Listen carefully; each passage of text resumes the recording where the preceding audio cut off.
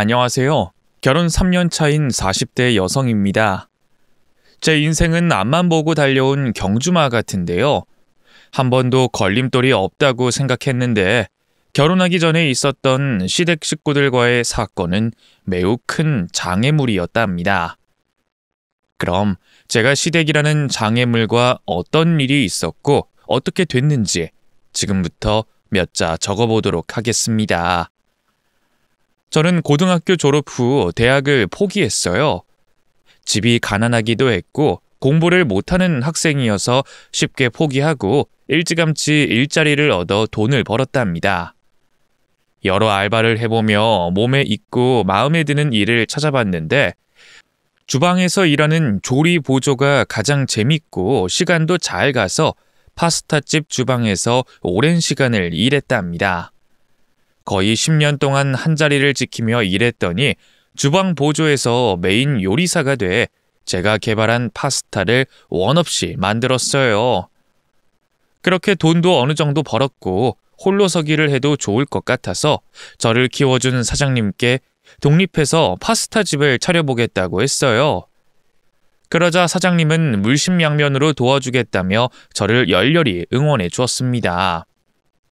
그래서 31살에 싸게 나온 가게를 인수해 파스타집으로 차렸답니다. 유동인구가 많지 않고 번화가가 아니어서 조금 걱정을 했는데 다행히 한두 번 찾아왔던 손님들이 입소문을 퍼뜨려 주셔서 멀리서 일부러 찾아오는 손님들이 많았답니다. 제 입으로 말하기 뭐하지만 제 파스타는 한 번도 맛보지 않은 사람은 있어도 한 번만 맛본 사람은 없을 정도로 맛있었어요. 제 가게를 오픈한 지 3개월이 지나자 매일 많은 손님들이 가게 앞으로 길게 줄을 설 정도였죠. 저는 멀리서 찾아오는 손님들을 그냥 돌려보내고 싶지 않아 쓰러질 듯 힘이 들어도 늦게까지 파스타를 만들었네요. 잠을 자는 것 빼고는 파스타를 만들어 파는 게 일상의 전부였죠. 돈을 쓰지는 못하고 계속해서 벌기만 하니 통장의 잔고는 어마어마하게 쌓이더군요. 장사한 지 5년이 지나가자 상상도 못했던 큰 돈이 모여 있었답니다. 그래서 전 꿈을 더 키우기로 했어요. 다른 지역에 분점을 내서 제 파스타를 널리 알리고 사랑받고 싶었습니다. 모아둔 돈으로 번화가에 있는 상가 1층에 가게를 차렸고 직원도 여럿 뽑아서 장사를 이어갔어요. 그렇게 1년의 시간이 지나자 제 가게는 더 유명해졌고 프랜차이즈 창업을 하고 싶다는 사람들이 줄을 섰습니다. 제 요리로 창업하고 싶다는 분들 중 가장 간절하고 열정이 넘치는 분들을 꼽아서 분점을 내기로 했어요. 너무 많으면 나중에 문제가 될 것 같기도 하고 특별함을 잃을 것 같아 서울과 수도권에 10군데만 오픈하게 됐습니다. 모든 재료와 레시피는 저에게 받아쓰는 조건으로 했기 때문에 맛에 큰 차이는 없어 보다 많은 손님들에게 사랑받게 됐죠. 그래서 전 남부럽지 않을 만큼 부자가 됐답니다. 제 나이 40이 될 때까지 쉼없이 달려서 얻은 쾌거이기도 하고 재능을 최선을 다해 살렸더니 크게 성공한 거죠. 한편 사귀는 연인이나 친한 친구 하나 없었어요.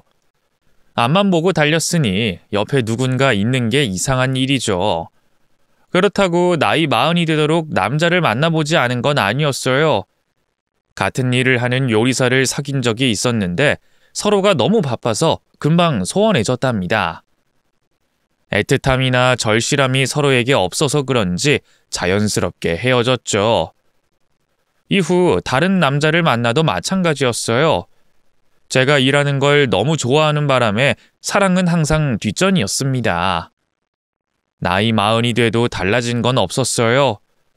결혼은 필수가 아닌 선택이었으니 저는 혼자 늙어가는 것도 나쁘지 않다고 여겼답니다. 많은 돈을 벌어 부모님께 효도도 했고 제 노후를 위한 계획을 모두 세워놨으니 더 바랄 게 뭐가 있나 하는 마음으로 지냈어요. 그런데 새로운 인연이 저도 모르게 찾아왔습니다. 번화가에 차린 파스타 가게에 단골 손님들이 아주 많았는데 그중 저희 식당 건물 바로 위층에 피부과 의사 선생님과 눈이 맞고 말았답니다. 처음엔 단골 손님과 식당 사장으로 친하게 지냈는데 어느 순간부터 식당 밖에서 만났는데 그 순간들이 모두 연애를 하고 있던 거더라고요. 저희 두 사람은 누가 고백을 한 것도 아니었는데 어느새 다정한 연인이 돼 있었고 불같고 애틋한 사랑을 열렬하게 이어갔습니다. 저와 피부과 의사 선생님은 둘 다 나이가 40대여서 결혼을 서두르고 싶었어요. 저도 이런 생각은 처음 들었는데 빨리 가정을 이루고 아이를 낳아 남들 같은 평범한 삶을 살고 싶었답니다. 그래서 그이가 결혼하자는 청혼을 하자마자 바로 알겠다며 허락을 했어요. 연애한 지 6개월 만의 일이었죠. 비록 사귄 기간이 짧긴 했으나 그 기간에 서로에 대한 사랑이 최고조로 이르렀으니 무엇도 저희 두 사람을 갈라놓을 수 없었습니다.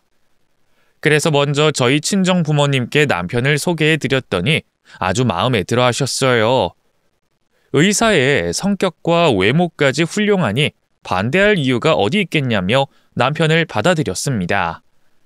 그리고 며칠 뒤 처음 남편 집에 가게 됐는데 문이 열리자 저도 모르게 놀란 목소리를 내고 말았답니다. 남편의 식구가 좀 많았거든요. 시부모님과 시동생 넷이 저를 반겨주셨어요.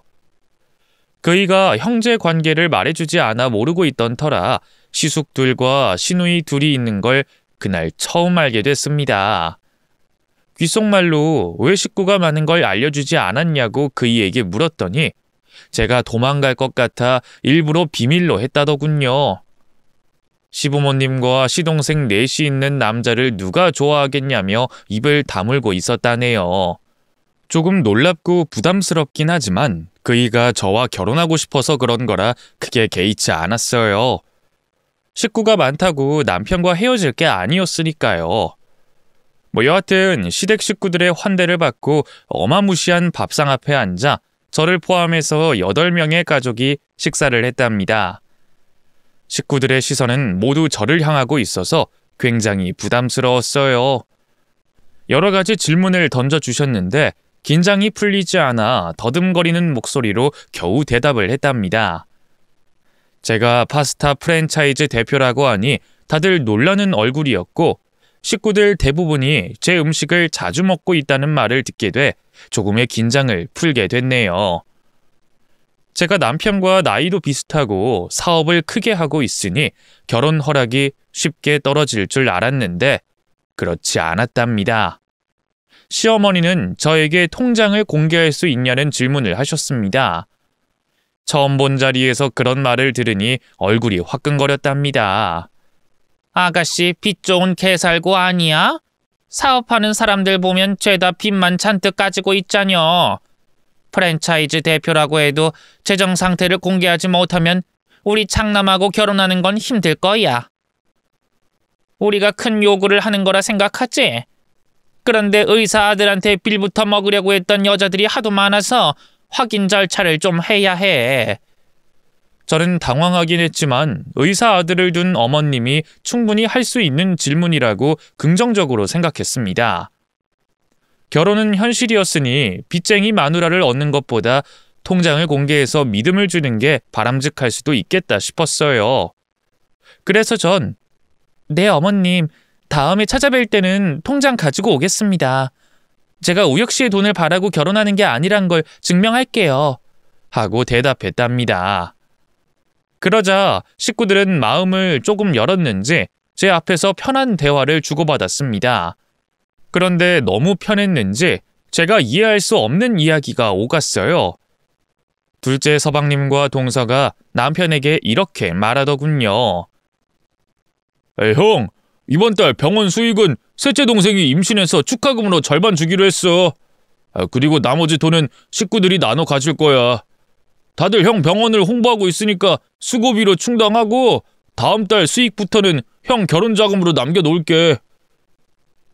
아주버님, 저희가 매일 병원 홈페이지에 댓글 달고 있는 거 아시죠? 게다가 아주버님 병원을 추천하는 글 하루에 몇십 건씩 올리고 있다고요. 이게 쉬워 보여도 엄청 스트레스 받는 일이에요. 많은 사람들이 우리가 올린 글을 보고 병원에 찾아가는 걸 알아주셨으면 해요. 이게 무슨 말인지 제대로 알아듣지 못한 저는 남편이 하는 대답에 귀를 기울였습니다. 아이, 재수 씨 잘 알죠. 우리 식구들이 해주시는 일이 매우 중요하다는 걸 말입니다. 그래서 제가 재수 씨와 형식이한테 모든 관리를 맡긴 게 아니겠어요. 두 사람이 알아서 잘 운영해 주는 것 같아 마음 편히 일하고 있다고요. 아주버님이 그렇게 생각하신다니 다행이군요. 그럼 이번 달에도 똑같이 나누도록 할게요. 그런데 아주버님, 분발 좀 하세요. 병원 찾는 환자들한테 영업해서 더 많은 시술 해주라고요. 해달라는 것만 해주면 뭐가 남겠어요. 바가지도 씌우고 하란 말이에요. 보톡스 맞으러 온 환자한테 점도 빼라고 권하고 필러도 하라고 부추기란 말입니다. 그래야 돈벌이가 좀 되지 않겠어요? 지금 병원 수입 보면 너무 형편없어요. 이래가지고 우리 식구들이 어느 세월에 부자가 되겠어요? 네. 제가 너무 솔직하게 일해서 탈이죠. 앞으로 환자들한테 영업도 하고 그럴게요. 관리해 주셔서 감사합니다, 재수 씨. 알고 보니 남편의 수입을 둘째 서방님과 동서가 관리하는 건 물론이고 병원 수입을 식구들이 나눠 먹고 있는 겁니다. 병원을 홍보하는 댓글을 다는 게 식구들의 직업이었어요. 저는 이 말을 듣는데 기가 차서 말이 나오지 않았습니다. 의사 남편 하나 두고 모든 식구들이 빨대를 꽂고 있었으니 뭔가 크게 한 방 맞은 기분이었답니다. 그래서 시댁에서 나와서 남편에게 확실하게 말했어요. 우혁씨, 이게 다 무슨 소리야? 우혁씨가 병원에서 번 돈을 가족들이 관리하고 월급까지 따박따박 받아간다는 게 말이 돼? 자기 호구야? 에이, 호구라니. 가족들이 매니저처럼 관리 잘해줘서 병원이 잘 되고 있는 거라고. 또 돈 관리를 아주 잘해주고 있어서 돈을 잘 불리고 있단 말이야. 재수 씨가 얼마 전에 투자했는데 3배나 이익을 봤다고 했어. 몇 년 뒤엔 나한테 종합병원 차려줄 수도 있다고 했는걸. 자기 진짜 순진하구나. 이런 식으로 허황된 소리를 믿어가면서 재산을 식구들한테 맡긴 거야? 이제야 알겠네. 자기가 왜 그 전까지 결혼을 못했는지. 식구들이 반대해서 죄다 헤어졌다며. 그건 물주인 자기를 빼앗기기 싫어서 반대한 거야. 제가 확실하게 충고를 해줬는데도 그이는 식구들을 철석같이 믿고 있더군요. 바로 제 말에 반대하는 말을 꺼내더군요. 아이 참, 우리 식구들은 단합이 잘 돼서 그런 거야. 그리고 처음 병원 차렸을 때 환자가 없어서 고생일 때 사람들 끌고 온 게 다 우리 식구들이야. 그래서 지금까지 버틸 수 있었고 먹고 살 수 있었다고. 병원이 잘 되는 건 의사인 당신 덕이지. 그게 왜 식구들 덕이야? 우혁씨, 진짜 바보 아니야? 식구들이 당신 재산을 얼마나 빼돌렸을까 하는 생각은 안 해봤어? 다들 제 몫을 가져가고 남은 건 내 앞으로 펀드랑 주식이 들어있어. 재수 씨랑 동생이 알아서 잘 불려주고 있다고. 세라야, 그냥 우리 식구들 믿어주면 안 될까? 그이는 호구를 넘어서 제대로 가스라이팅을 당하고 있는 것 같았습니다. 잘난 자식의 빨대를 꽂고 사는 연예인 부모들을 뉴스로 많이 봤었는데 이런 일이 일반 사람인 제 예비 남편이 당하고 있다 하니 환장할 것 같더군요. 그래서 전 며칠 생각을 하고 나서 그이에게 통보하듯이 말했습니다. 자기야, 나랑 결혼하고 싶으면 당장 식구들한테 재산 돌려받아.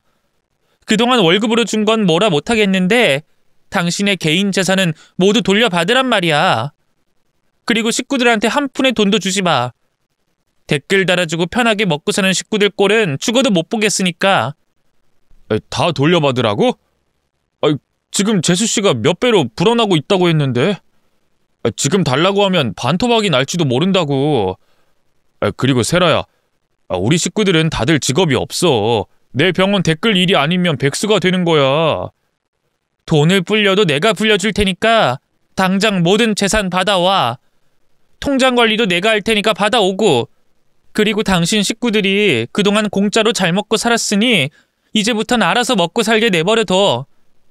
아이 세라야, 하루아침에 이걸 다 하란 말이야? 우리 식구들 충격 심하게 받을 텐데 결혼하고 좀 지나서 해결하면 안 될까? 남편은 계속해서 답답한 소리를 해대서 제가 크게 신경질을 내고 말았습니다. 이 멍청아!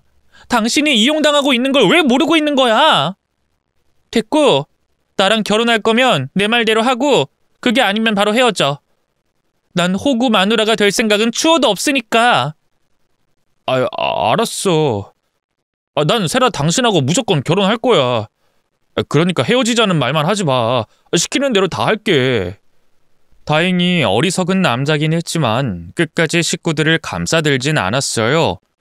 그래서 그이는 바로 시댁 식구들에게 자기 재산을 직접 관리하겠다고 통보하고 통장을 돌려달라고 했답니다. 그런데 식구들은 눈에 불을 켜고 반대했다네요. 여자 하나 잘못 만나서 이게 뭐하는 짓이냐며 쓴소리를 듣고 돌아왔어요. 세라야, 식구들이 당신한테 할 말 있다고 오라고 하네. 같이 가보자. 이 멍충아, 자기가 번 돈을 왜 돌려받지도 못하고 그냥 와. 그냥 내가 직접 가서 해결하는 게 낫겠네. 알았어. 내일 바로 당신 식구들 집에 가보자. 그래서 이튿날 시댁에 찾아갔더니 눈에 불을 켜고 저를 째려보더군요. 시어머니는 결혼도 하기 전에 왜 남편의 통장을 돌려받으려고 하냐며 쓴소리를 시작하셨어요. 이봐, 자네는 아직 우리 집 식구가 아니야. 그런데 뭔데 내 아들 재산을 달라 말라야. 그리고 뭐? 우리가 하는 댓글 알바를 못하게 하라고 했다면서? 어디 되먹지 못한 게 굴러 들어와서 남의 집에 감나라 배나라 참견이야. 너 솔직히 말해봐. 의사인 내 아들한테 돈 때문에 들러붙은 거지? 어머님, 저 파스타집 10개나 둔 대표예요. 돈은 어머님 아들보다 훨씬 잘 번다고요. 전 모든 걸 정상으로 돌리려고 하는 거지 제 이익을 위해서 이러는 게 아닙니다. 제 대답에 식구들은 모두 혀를 끌며 짜증을 냈고 곧 시아버지가 한마디 하더군요. 안 되겠네. 이번에 데리고 온 색시도 우리 맏며느리감이 되지 못하는 것 같다. 둘이 헤어져라. 제가 없어져야 계속 남편 등에 빨대를 꽂을 수 있으니 결혼을 반대하더라고요. 정말 기가 막힐 노릇이었죠. 시아버지 말씀에 모든 식구들이 찬성하며 저와 그이에게 헤어지라고 통보했답니다. 그러자 예비 남편은 그럴 수 없다며 반기를 들었어요. 아버지, 엄마, 그리고 동생들 모두 잘 들어요. 저는 세라 없이 못 삽니다. 그동안 제 결혼 쭉 반대해온 게 무슨 이유인지 모르지만 상관없어요. 여러분들 사리사욕 채우려고 했다 해도 문제로 삼지 않을 겁니다. 그런데 세라만큼은 절대 놓치고 싶지 않아요. 그러니 세라가 말하는 대로 저의 재산 모두 돌려주세요. 앞으로는 직접 관리하겠습니다. 이제야 정신을 차렸는지 남편이 식구들에게 단호하게 말하더군요. 하지만 식구들은 하나같이 여자를 잘못 만나 변했다며 비난했습니다. 정말이지 남편의 등골을 죽을 때까지 뽑아먹으려 작정한 기세를 보이더군요. 이런 집안에서 순진하게 당하고만 살아온 남편이 불쌍하기 그지없었습니다. 그래서 제가 남편을 위해 불려놨다는 재산을 공개부터 해보라고 했어요. 만약 관리를 잘하고 있다면 그만두겠다고 했죠. 남편 또한 바로 예비동서에게 통장과 투자에서 불어난 내역들을 바로 공개해달라고 요구했습니다. 그러자 시동생들과 동서들, 시매부들 모두 고개를 숙이며 꿀먹은 벙어리가 됐어요. 그래서 남편에게 지금 당장 원래대로 돌리지 않으면 파혼하고 나가겠다고 했더니 그이가 목소리를 높여 자기 재산을 다 가지고 나오라고 경고했답니다.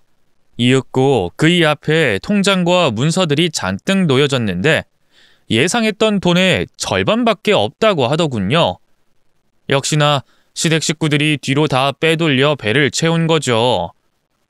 뚜껑을 열어보니 남편도 많이 놀란 것 같았습니다. 저야 예상하고 있던 일이라 이제라도 제자리를 찾길 바랬죠. 우혁씨, 이러고도 식구들한테 믿음이 가? 지금 다 공개됐으니까 당신이 판단해봐. 이 정도일 줄은 몰랐네. 난 당연히 알아서 관리를 잘해줄 거라 믿었어. 거봐, 내가 하는 말이 맞다고 했잖아. 당신은 여태까지 바보 등신처럼 호구로 살아온 거야. 댓글 알바고 투자고 모두 개소리라고. 제가 전곡을 찌르는 말을 하자 식구들은 아무 말도 하지 못했어요. 그동안 잘못한 걸 인정하고 앞으로는 정직하게 살겠다며 사과를 하더군요. 그리고 조금 전까지 저를 반대하겠다고 했는데 생각을 바꿨는지 결혼하라고 일렀습니다. 아주 시원하진 않았지만 이렇게나마 남편의 문제를 더 커지지 않고 해결할 수 있었답니다. 이미 뜯긴 돈은 어쩔 수 없으니 앞으로는 절대 시댁과 돈으로 얽히지 말라고 충고해 주는 것으로 막을 내렸어요. 그래서 식구들은 다들 직업이 없는 상태로 놀고 먹었습니다. 뭐 댓글 알바할 때와 달라진 게 하나도 없는 거지만요. 그래서 제 머릿속에는 남편과 결혼하면 시댁과 완전히 선을 긋고 살아야겠다는 생각이 가득했습니다. 그런데 얼마 뒤 시댁 식구들이 단체로 저희 파스타집에 찾아왔어요. 음식을 잔뜩 주문하고 큰 소리로 떠들며 맛을 보더군요. 그러더니 맛대가리가 없네. 음식을 먹으니 배가 아프다며 진상을 부렸어요. 시어머니가 먼저 막말을 시작하셨습니다. 예, 너 음식을 이렇게 대충 팔아도 되는 거니? 우리가 일부러 시간 내서 왔는데 이따위 음식을 내놓은 거야? 이따위 파스타가 뭐가 대단하다고 불티나게 팔리는 건지 이해가 안 된다. 이건 도저히 내 돈 주고 먹을 음식이 아니다. 별점 테러에서 망하게 해줘야겠다고. 시어머니에 이어 둘째 예비동서가 말을 잇더군요. 그러게요. 완전 사기당한 기분이에요. 우리가 댓글 달아서 얼마나 대단한지 보여주자고요. 그리고 아주버님이 정신 차리고 헤어지게 만들어줍시다. 그 밖에 나머지 식구들도 많은 손님들 앞에서 개진상을 떨더군요.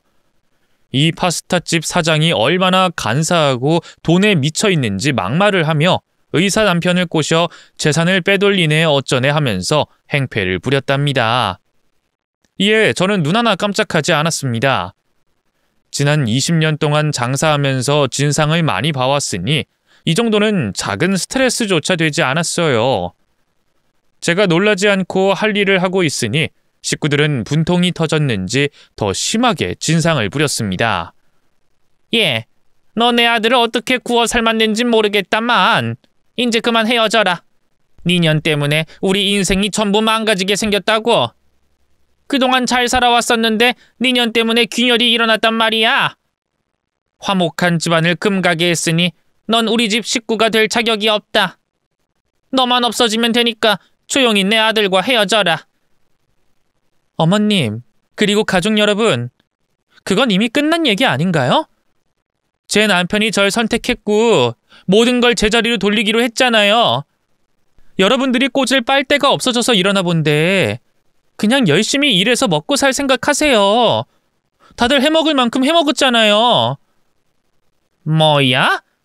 인연이 째진 주둥이라고 지 하고 싶은 대로 아무 말이나 막 하네? 야, 우리가 무슨 빨대를 꽂았다고 그래? 가족끼리 서로 도와가며 잘 살아가고 있는 걸 왜 아니 꼽게 보고 지랄이야? 여하튼 니년 하나 때문에 우리 집안이 흔들리니까 조용히 꺼져라. 내 아들한테서 떨어지라고. 아휴, 알았어요. 그이한테 여러분을 선택하든 저를 선택하든 알아서 하라고 할게요. 그럼 됐죠? 이년아, 내 아들이 너한테 콩깍지가 씌었으니 너를 선택할 거라 알잖아. 그래서 이렇게 찾아와서 좋게 말하는 거고. 참 좋게도 말씀하셨네요. 공갈 협박해서 헤어지라는 게 여러분이 생각한 해결책이었나요? 정말 다들 한심하시네요. 경찰 부르기 전에 다들 돌아가시는 게 좋을 겁니다. 결혼은 그이가 포기하면 저도 관둘게요. 됐죠? 제가 겁을 먹긴커녕 여러 명을 상대로 할 말을 일목조연하게 했더니 다들 혀를 차더군요. 그리곤 할 말이 없어서 그대로 돌아갔답니다. 그래서 남편을 불러 시댁 식구들과 아예 인연을 끊으라고 말했어요. 그런 시댁과 어울리느니 이별하는 게 낫겠다고 강조했죠. 그이는 그동안 호구가 돼 가스라이팅에 묶여있던 걸 인정하고 제가 하라는 대로 식구들과의 인연을 끊겠다고 했습니다.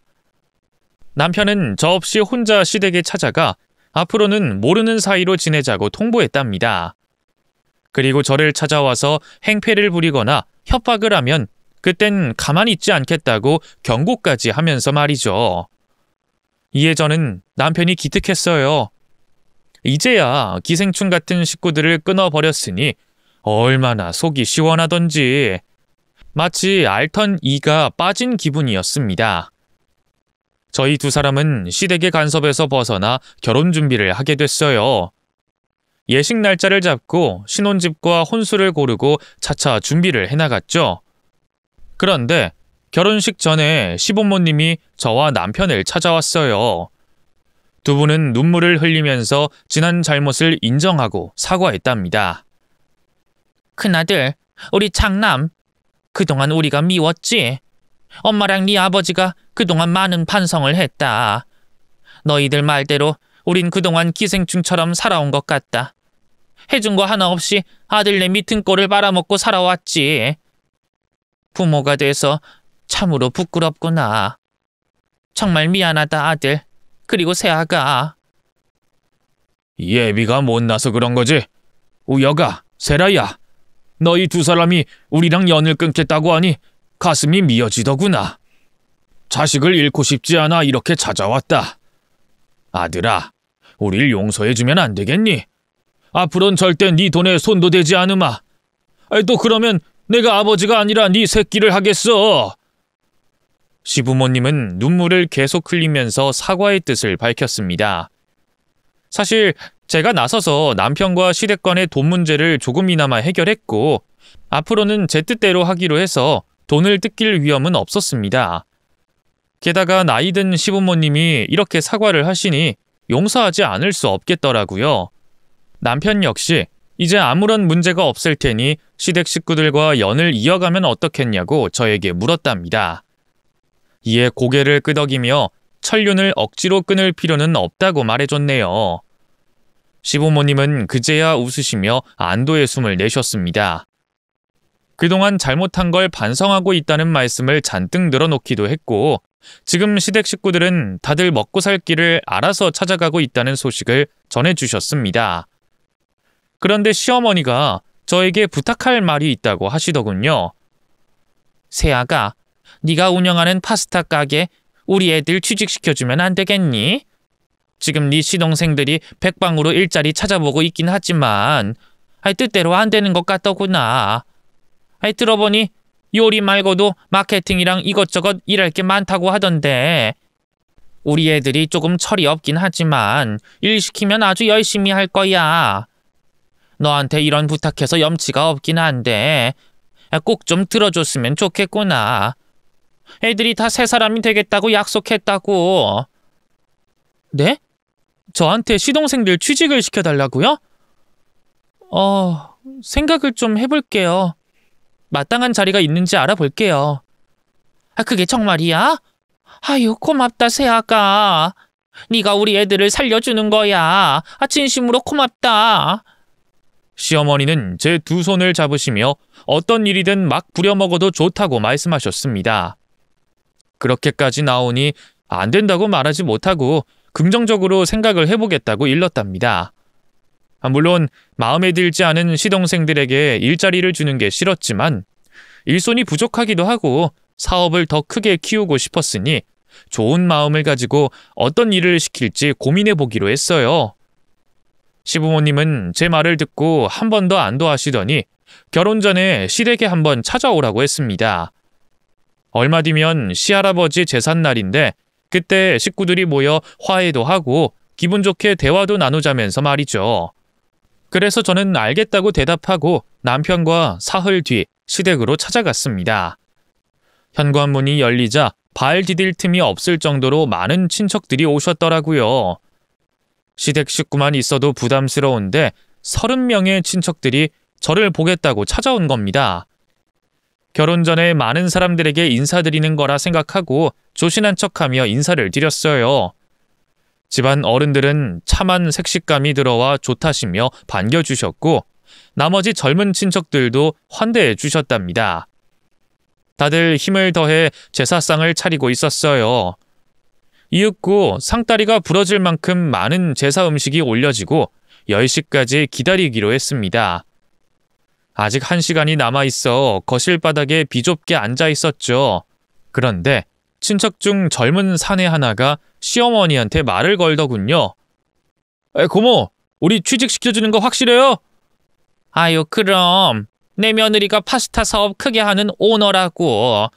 벌써 일러둬서 우리 집 식구 모두 그리로 취직하기로 맘먹었다. 가만 보자. 우리 둘째 아들이 이사 맡으면 딱이고 나머지 애들은 관리자급으로 일하면 좋을 것 같아. 새아가, 괜찮지? 네가 며칠 전에 우리 애들 다 받아주겠다고 했잖아. 저는 기껏해야 말단 직원이나 청소하는 보조로 쓸 생각이었는데 시부모님과 식구들은 제대로 착각한 것 같더군요. 어머님, 제가 언제 관리자로 취직시키겠다고 했어요? 그리고 확실하게 대답한 게 아니라 긍정적으로 검토해보겠다고 말씀드렸는데 벌써 취직했다는 말씀은 좀 그렇네요. 얘가 지금 무슨 말하는 거야? 이제 와서 오리발을 내미는 거니? 너 지금 친척들 앞에서 우리 부부 망신시키려는 거냐? 벌써 우리 애들 직책이랑 직급 다 정해놨다고. 이사회, 관리부장, 새로 오픈한 지점의 지점장으로 다 한 자리씩 꿰차기로 했단 말이야. 그런데 이제 와서 못하겠다고? 이 괘씸한 것 좀 봐라. 야, 너 때문에 우리 큰아들 일 못하고 있는 건 몰라? 그동안에 먹고 사는데 지장 없었는데 네가 방해하는 바람에 모두 물거품이 됐잖아. 그러니까 네가 끝까지 책임져야 하는 거 아니냐고. 시어머니 억지에 기운이 빠지더군요. 게다가 백수인 친척들은 시어머니한테 얘기를 듣고 저에게 빌부터 한 자리씩 꿰찰 수 있다는 말에 시댁에 모인 거랍니다. 제 남편 등골 빼먹는 걸 못하게 됐으니 저더러 희생양이 되라는 거죠. 저는 황당해서 혀를 차고 있는데 시부모님과 친척 어른들이 저에게 화를 냈습니다. 의사 남편과 결혼하게 되면 그 정도 부탁은 들어주는 게 인지상정이 아니냐면서 공짜로 의사 마누라 자리를 차지할 생각을 하냐며 일자리라도 내놓으라고 협박하더군요. 거기엔 정상인 사람이 저와 남편밖에 없었습니다. 집안 종자가 하나같이 기생충을 달고 나왔는지 어떻게든 빌붙어서 빨대를 꽂으려고 하더군요. 10분이 넘도록 쌍욕을 먹어가며 시동생들과 친척들을 간부급으로 취직시키라는 협박을 듣고 있는데 옆에 있던 남편은 기가 죽었는지 아무 말도 못하더라고요. 그 순간 이런 남자와 평생 살지 못할 걸 알게 됐고 이런 시댁은 한시라도 끊어버리는 게 정답이라는 걸 깨달았습니다. 그래서 조용히 시댁을 떠나려고 몸을 틀었는데 시동생들이 제 앞을 가로막았답니다. 둘째 시동생이 저에게 뭔가를 요구하더군요. 어이 형수, 이대로 나가는 게 어딨어요? 우리한테 취직자리 못 주겠어요? 지금 표정 보니까 결혼이고 뭐고 때려치우고 싶어하는 사람 얼굴이네. 그럼 그냥 나가지 말고 우리 가족들한테 피해 보상하고 나가세요. 대기 잘 살고 있는 우리 식구들한테 이간질하고 사이가 틀어지게 했잖아요. 합의금으로 우리 식구들한테 두당 500만 원씩 주고 나가세요. 우리가 댁 때문에 한 달 동안 수입이 없었으니까 보상하고 나가라고. 지금 뭐라고 했어요? 당신들 장남한테서 한 달 동안 뜯어먹지 못한 걸 나더러 변상하라고? 하, 기가 막히네. 이 기생충 새끼들이 날 개 호구로 보고 있나? 이봐, 나 20년 동안 장사한 잔뼈 굵은 여자야. 니들같이 무지막지하게 심한 기생충은 처음이긴 하지만 나한텐 통하지도 않을 뿐더러 가소롭게 보이거든. 나 조용히 나가게 비켜라. 니들 형이랑 결혼 안 할 테니까 다들 꺼지라고! 하지만 막무가내인 기생충들은 저에게 합의금을 달라고 쪼아대더군요. 그 순간 남편의 얼굴을 봤더니 화가 나긴 하는데 선뜻 나서지 못하는 것 같았습니다. 저보다 가족이 소중해서 그런 건지 친척들이 많은 자리라 참고 있는 건진 모르겠지만 여기서 그이와 끝내기로 마음을 먹었네요. 그래서 전 제 앞을 가로막고 있는 시동생들을 뒤로 하고 등을 돌려 잘 차려진 제사상 쪽으로 걸어갔습니다. 그리곤 상다리 하나를 붙잡고 친척들과 식구들을 향해 뒤집어 엎어버렸습니다. 제기가 우당탕탕 소리를 내며 쏟아지고 정성껏 차린 음식들이 순식간에 못 먹을 쓰레기가 됐죠. 가만히 있으면 진짜 가만히로 보고 계속 지랄할 것 같아서 강력한 한방을 보여준 겁니다. 그렇게 제사상을 엎어버리고 친척들과 식구들을 하나하나 노려보고 말했어요. 이 역겨운 집구석에 다시 발붙일 일 없으니까 괜히 나한테 빌붙을 생각들 마세요.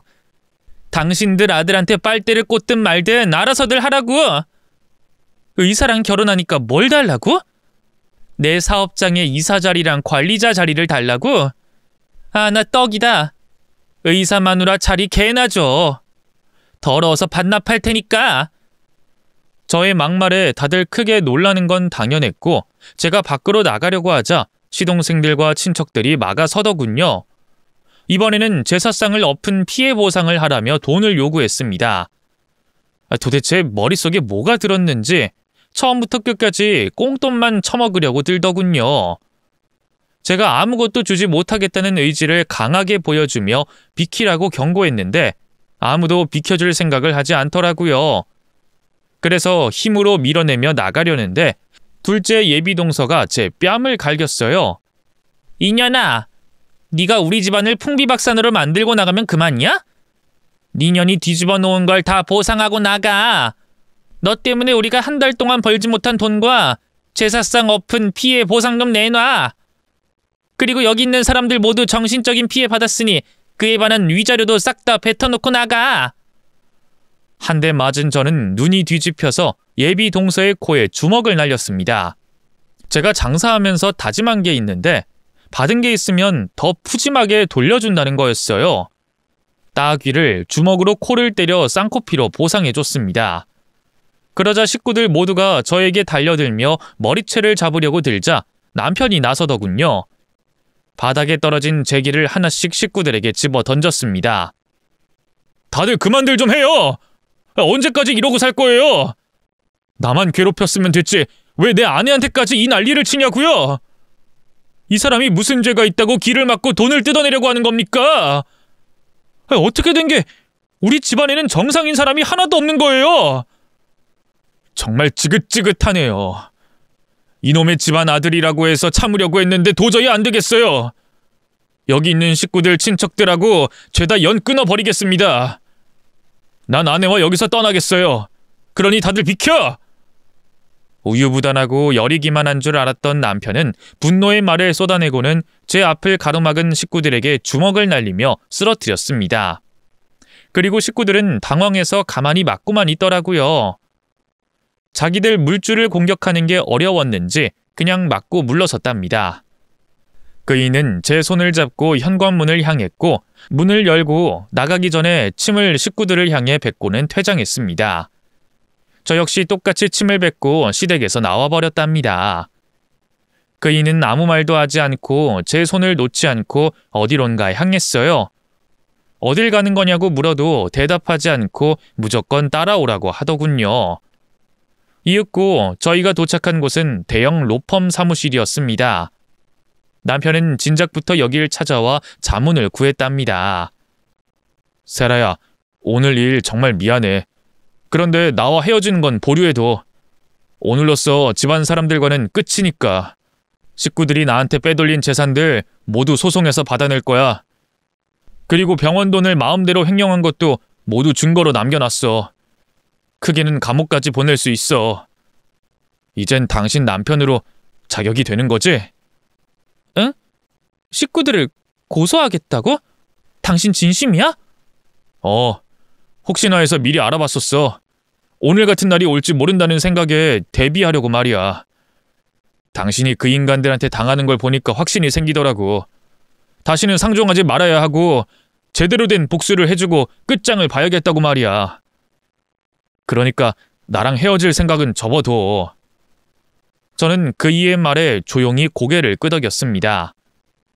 남편은 시댁 식구 모두를 고소장에 적어 횡령과 배임, 갈취죄로 소장을 작성해서 보냈습니다. 그이가 받아내야 하는 돈은 무려 20억이었어요. 그이가 20년 동안 뜯긴 돈을 대충 추산한 거죠. 남편의 변호사팀은 철저하게 조사해서 형사고소를 함께 진행했답니다. 이에 시댁 식구들은 경찰서로 뻔질나게 드나들며 억울하다고 호소했고 죽어도 잘못한 게 없다고 하더랍니다. 하지만 증거가 빼곡히 있었으니 빠져나갈 구멍이 없게 됐어요. 모두 철창신세를 지면 좋겠지만 아쉽게도 남편의 돈을 관리한 둘째 시동생과 동서만 구속수사를 받게 됐답니다. 이에 어쩔 도리가 없었는지 시댁 식구들이 저희 부부를 찾아왔어요.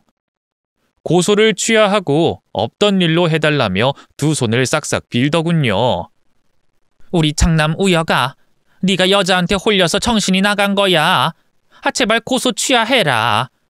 아직 검찰에 넘어가지 않아서 네가 취하만 해주면 조용히 묻을 수 있다고 그러더라.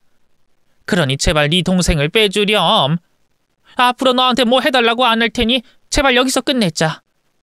그리고 우리가 무슨 돈이 있다고 20억을 너한테 갚겠니?